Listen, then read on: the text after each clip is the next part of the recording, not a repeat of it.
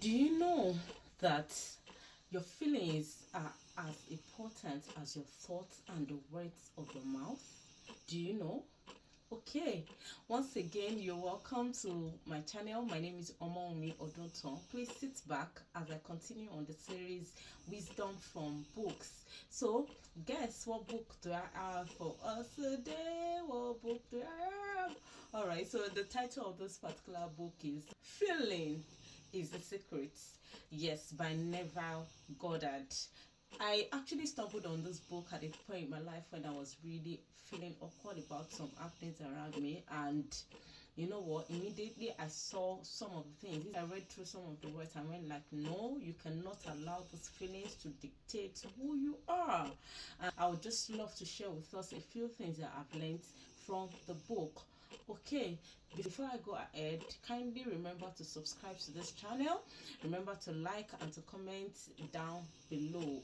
Alright, so the first thing that I learned from this book is that your thoughts, your feelings, and the words of your mouth need to align together in order for you to walk in the reality of the things that you wish.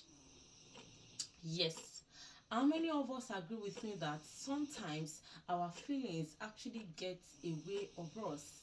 You know, our feelings actually have a way of getting away with our thoughts and our words, the words of our mouth. It's sort of like because we feel angry about somebody, for instance, because you feel angry about your spouse, some things as a woman that might be insultive, isn't it? Because you actually are angry about your children's behavior, you could actually say something that isn't too kind to your child, and meanwhile, if you are to stay in control of your feelings, you would be able to sit back and to say, okay, I will not allow my feelings to get a hold of me. Instead of that, how do I want to express my emotions? How do I want to do better with my feelings?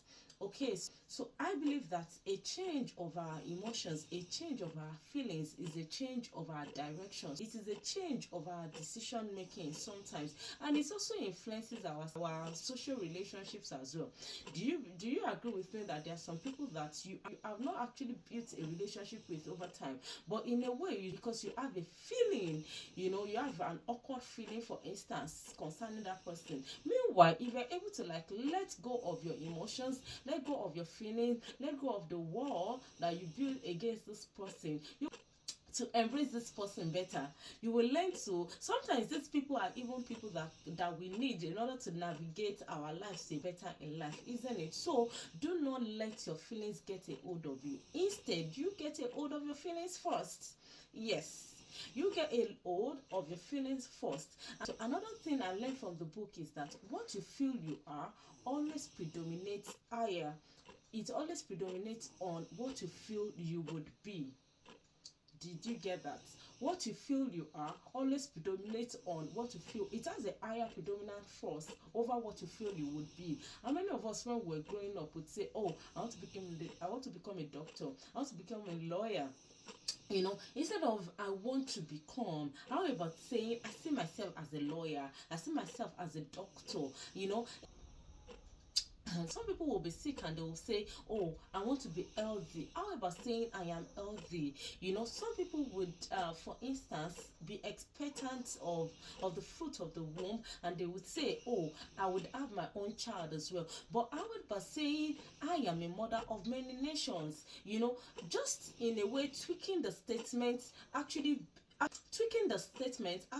reinforces the feelings that we have concerning that thing. Do you agree with me? So it has a way of reinforcing the feelings that we have, the positive feelings that actually come with whatever thing we are saying, or the kind of feeling that comes with whatever statement that we are saying. So in this situation, I put it to you that, okay, instead of actually being futuristic about your feelings or being futuristic about your wishes, bring your wishes to the present.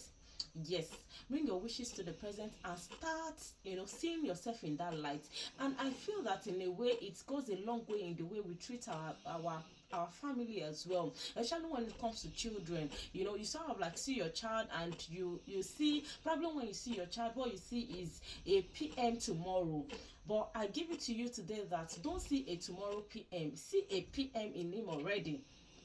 You see the leader in that child already. Do not think that by future or in future time the child will be a leader. The child is already a leader.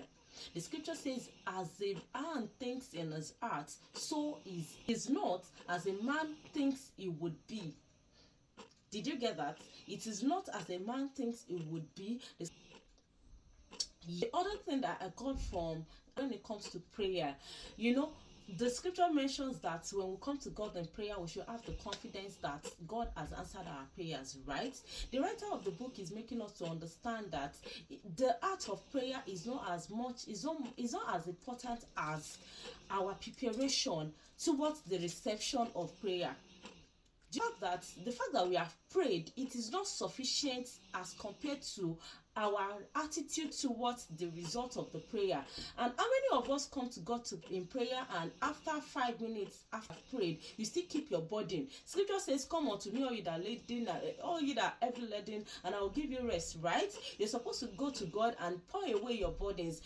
If scripture has said that if we come to him, we should have the confidence that he has answered our prayers, it means that our feelings after the prayer time, our feelings after shedding our tears on the altar of God, our feelings after communing with our Father should actually change to a positive one, isn't it? We should actually move to a thanksgiving mode automatically, having the belief in our hearts that God has done it for us, that God has heard our prayers, isn't it? So remember today, as you continue to pray, that it is not just about praying, it is about how you prepare your own hearts to be able to receive what God is giving to you, or what God has even made in provision already for you.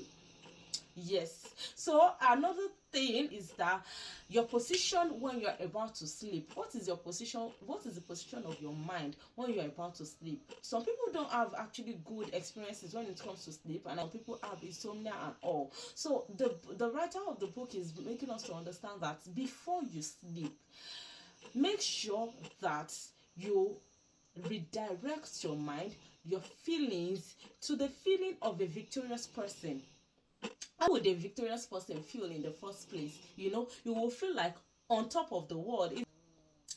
Before you sleep, going forward, if you know that you have issues when you're about to sleep, and aside from reading the scriptures and all of that, you need to actually work on your feelings to be able to assume the things that scriptures have even said about you. Scripture says that it gives his beloved sleep. Just close your eyes and enjoy the sleep that God gives you. Close your eyes and enjoy the sleep that God has promised you, because the God that is watching over you does not sleep nor slumber. So the book is actually quite a powerful one. If you don't mind, you can actually order for one, and I'm sure it will bless you. So that is it for today. I'll see you again next week. Please, before you go, remember to like, subscribe, and drop a comment, and share as well. Thank you so much. Bye.